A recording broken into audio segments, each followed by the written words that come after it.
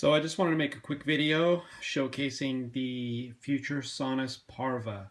This was a project that I helped to fund on Kickstarter. This is the brainchild of Brad Ferguson from Texas, and it is a 8-voice polyphonic synthesizer. It has digitally controlled oscillators that are controlled with the knobs at the top. It has 4 envelopes, 4 LFOs, a very interesting filter that's actually either a 12 decibel filter, a 24 decibel filter, or 12 or 24 decibel high pass, and then there's also a band pass response. And interestingly, to get the 24 decibel 4-pole filter, it's actually two 12 decibel 2-pole filters together to create that 4-pole response. This is the editing knobs down at the bottom. These are all actually potentiometers. They have a very smooth feel, but they are dedicated in range. They don't endlessly turn. And then all of these control knobs are encoders, and each one of them has a push function, all of these. So just to kind of go over the construction here, this is a hard metal case with an aluminum bent metal top piece. The metal is actually, let's see if I can find a way to show it with the light, but it's sandblasted, so it feels very matte. It's not very reflective, and it has a really nice texture to it. Let's look at the back of the unit. On the back, you've got power switch, power jack, it's 5 volts DC. You can connect to your computer via USB here.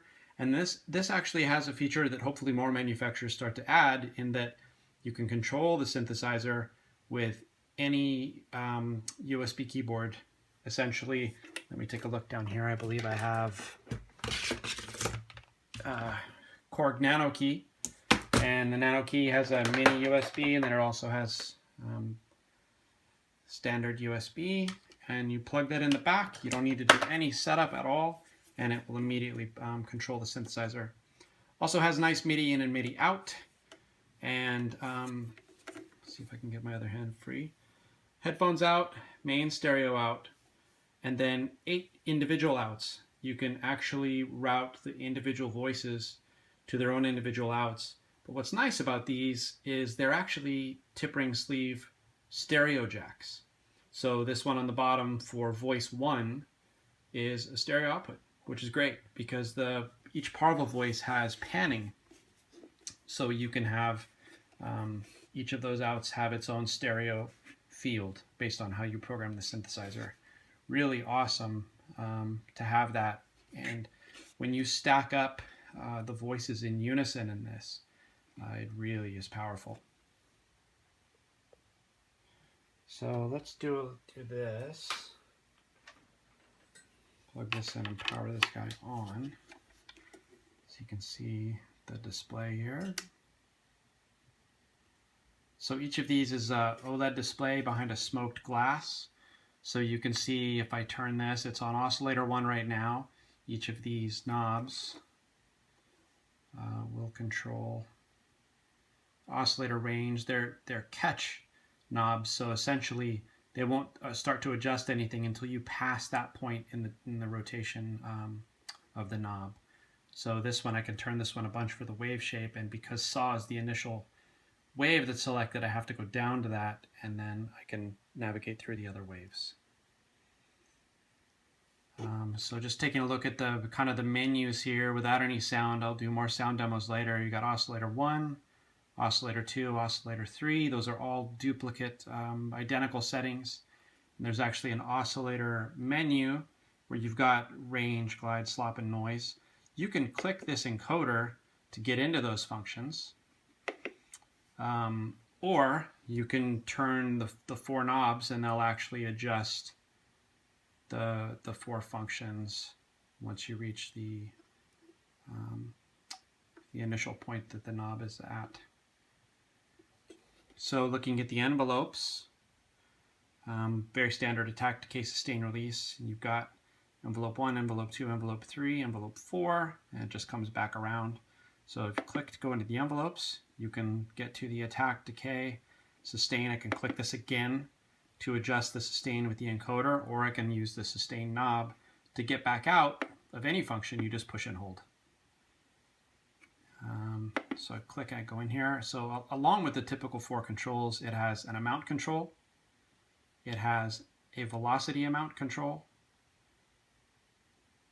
And envelope 1 is dedicated to the VCA. Envelope 2 is dedicated to the filter.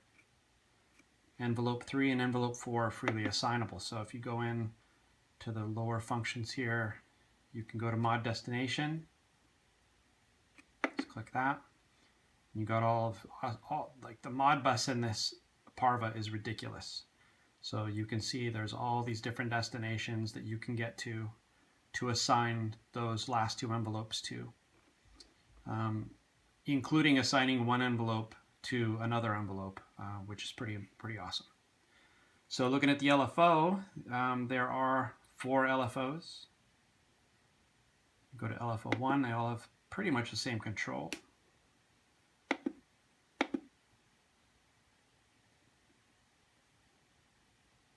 So you've got key sync. The mod destinations are all the same. The wave shape, you can actually adjust like with the encoder or with the knob.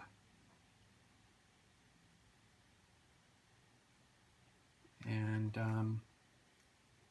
really awesome because you can assign an LFO to an LFO and cross-modulate, which is great.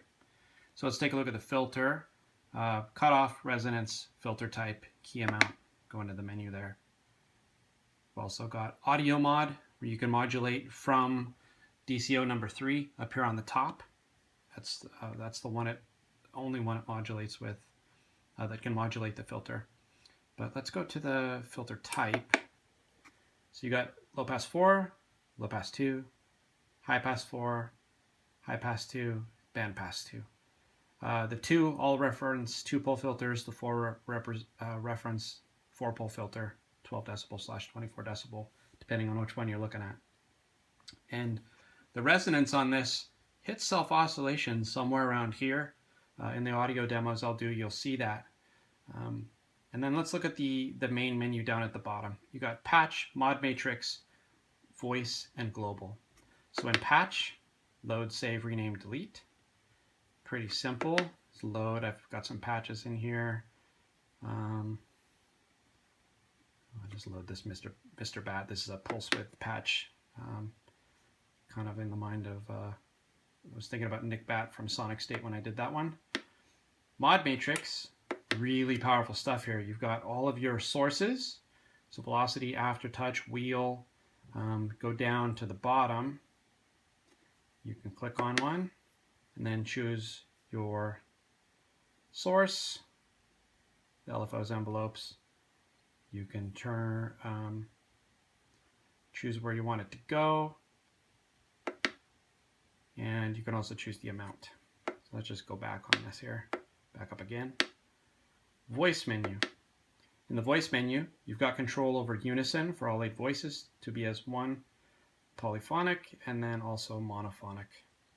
You've got spread control, where the synthesizer will actually alternate the keys that you hit between left and right in the stereo spectrum. You've got a 0 to 127 amount on that. There is a detune control, a global detune control. So on the oscillators up at the top, you've got the slop control, but then you also have the global detune control. And that's great when you're in polyphonic mode. Some of the earlier demos that some of us who had some of the earlier Parvas did had the detune on. And so they sounded a little bit off, but now we've all figured out that we can turn that off and have it sound really nice and clean. So also there's a legato, so you can tie notes together, bend up, bend down. You can change between exponential and linear envelopes. And then there's a clean oscillator control in this current OS. What that basically does is it takes the volume of all of the oscillators and drops them a little bit so they don't overload the filter. It's an option, something we're still, those of us that have earlier units are kind of working through with Brad to develop features and functions, which is great because unlike some other manufacturers that you may have bought a synth from that had opportunities from the beginning, Brad is very responsive, and we've been spending a lot of time working with him to just give him feedback and let him make the call on what he chooses to include or what he doesn't choose to include. But bottom line is the OS continues to be developed and refined at a very fast pace, and that's going to benefit everybody who wants to get into Futuresonus Parva. So be on the lookout for actual audio demos on my SoundCloud page right now, DJ Thomas White on SoundCloud. You can check out a couple audio demos. There's some great demos by Ken Siegel, who is also one of the earlier owners. And yeah, hope you like what you hear. It's a really amazing synth. It retails for you can only buy it from Brad Ferguson at Futuresonus, and it sells for $9.99 US. I believe pre-orders are being taken for the second batch now, and those will start to be fulfilled after the original backers' orders are all filled and shipped. So yeah, that's it. The Futuresonus Parva. Hope you know a little bit more about it now, and maybe even want one. Thanks again for stopping by and checking out another one of my videos.